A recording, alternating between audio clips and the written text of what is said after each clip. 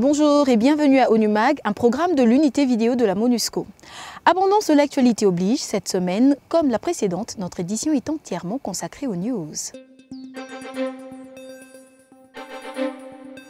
Commençons par cette audience accordée au représentant spécial du secrétaire général des Nations Unies en RDC, Martin Kobler, par le vice-gouverneur de la province du Nord-Kivu, Feller Lutaïchirois, le 9 septembre dernier. Le chef de la MONUSCO est parti faire ses adieux à l'autorité provinciale. C'était une occasion assez triste pour moi parce que je vais partir du pays et j'ai dit au revoir. J'ai dit au revoir au gouverneur, au vice-gouverneur, à la population de Goma parce que ça, c'était le centre de gravité de nos actions ici. Je suis arrivé ici la première fois au mois d'août 2013 et maintenant c'est mois de septembre, vers la fin du mois de septembre je vais partir et je dis au revoir à la population.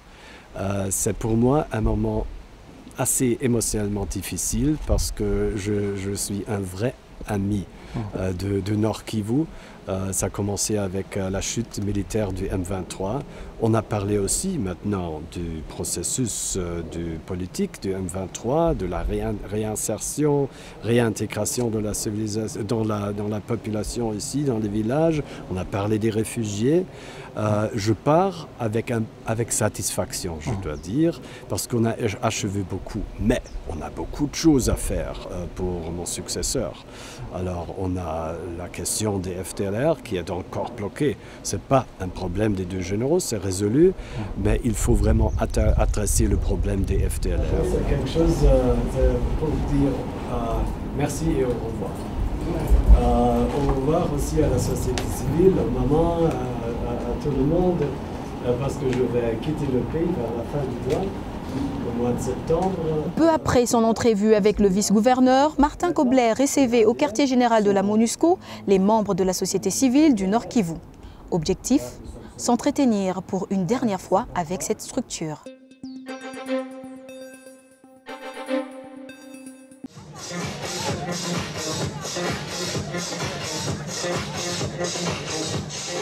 Au Nord-Kivu, la campagne d'inscription de tous les enfants de 6 à 7 ans à l'école primaire a commencé le 4 septembre 2015. Conduite par le gouvernement congolais avec le soutien de l'UNICEF, elle concerne toute la province, comme ici dans la capitale provinciale Goma. Cette campagne d'inscription des enfants à l'école est à sa première phase, qui est l'accès de tous les enfants aux études primaires. À Goma, le chef de la MONUSCO, Martin Kobler, a apporté son soutien à cette campagne. 70% de la population sont jeunes. C'est un pays jeune. Et vous, la jeunesse, vous êtes le futur du pays. C'est pourquoi le futur du pays, ça va marcher seulement si vous avez une bonne éducation. Et ça commence très très tôt. L'endroit d'enfants, l'endroit de la jeunesse, c'est pas dans le champ de bataille des groupes armés. C'est dans les écoles, c'est dans la formation, c'est dans les universités. Et c'est pourquoi je suis très heureux d'être ici aujourd'hui.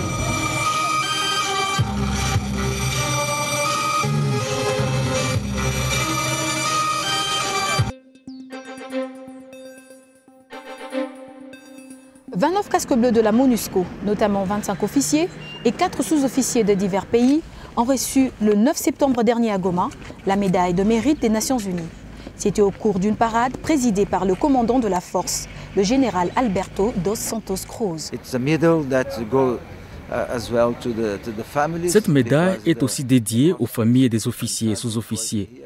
Ces derniers travaillent ici en ayant laissé derrière eux leur famille et leur pays.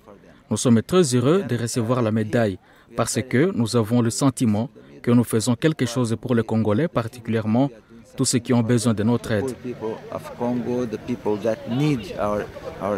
Le général Cruz a félicité ces soldats de la paix pour leur immense sacrifice, le travail bien fait et leur contribution à la recherche de la paix en RDC. Il leur a recommandé de porter avec fierté et honneur ces médailles pour leurs services et réalisations exceptionnelles au sein de la MONUSCO.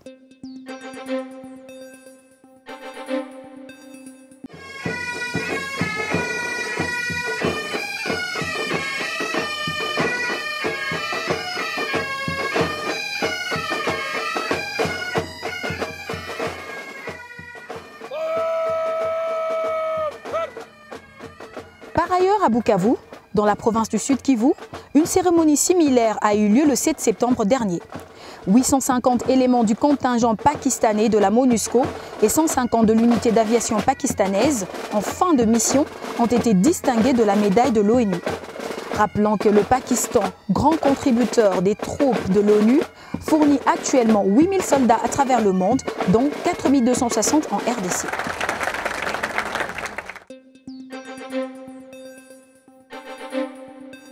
De quoi a-t-il été question à la conférence de presse de l'ONU? Bien des sujets ont bien évidemment été abordés. Nous avons retenu cet extrait pour vous. Une question pour M. Aranaz. Il y a eu un rassemblement de l'opposition hier qui a été attaqué par un groupe de jeunes gens. Il faut rappeler à tous les acteurs politiques et aux autorités pour mettre en place toutes les mesures pour sécuriser les activités politiques de tous les acteurs politiques, de la société civile et des médias. Notre bureau est en contact avec les autorités pour travailler ensemble, mais même aussi la responsabilité de donner la protection primaire au processus électoral et aux activités politiques dans le cadre de la légalité et des libertés garanties par la Constitution congolaise et les instruments internationaux des droits de l'homme, c'est à les autorités congolaises. Nous sommes en train de vérifier toute l'information de ce qui s'est passé hier et partager notre information avec les autorités parce que c'est à les autorités de protéger toutes les activités politiques qui sont en consonance avec les libertés publiques données à la Constitution congolaise. Nous sommes au sud Kivu, dans la plaine de la Ruzizi, au bord de la rivière portant le même nom, en territoire de Vira. La destruction en 1972 d'un barrage hydraulique et d'un canal construit en 1952 a brutalement donné un coup d'arrêt à l'économie locale. La MONUSCO, dans le cadre de ses projets à impact rapide, a réhabilité le dit barrage et son canal.